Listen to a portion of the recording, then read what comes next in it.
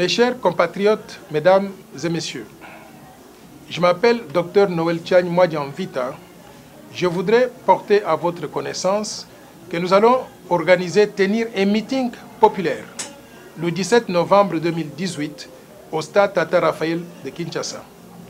Je souhaiterais que toute la population congolaise vienne prendre part à ce meeting. L'entrée au stade sera gratuite. On aura même l'occasion d'avoir un groupe musical qui va agrémenter l'événement.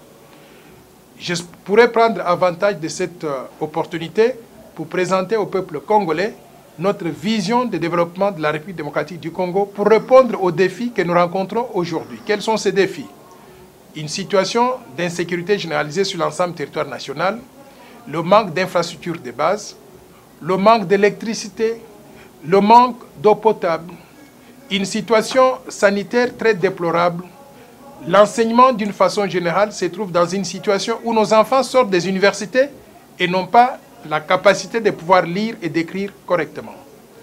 Les familles congolaises manquent du travail et les familles congolaises mangent une fois tous les 2 jours. L'espérance de vie à la naissance est de 50 ans aujourd'hui contre, par exemple, 90 ans dans les pays extérieurs tels que la principauté de Monaco. Nous devons changer tout ça. Qu'est-ce que nous allons faire? Je vous invite à venir donc m'entendre le 17 novembre 2017 au stade Tata Raphaël de Kinshasa.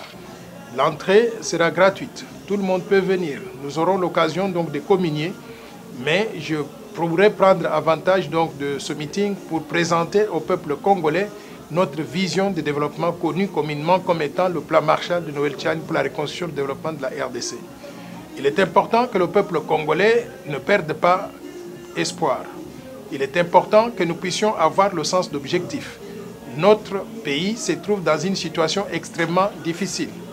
Une situation de chômage généralisé. 85% de notre population se trouve au chômage. Les infrastructures de base n'existent pas. Moins de 10% de la population n'a pas accès à l'eau potable, à l'électricité.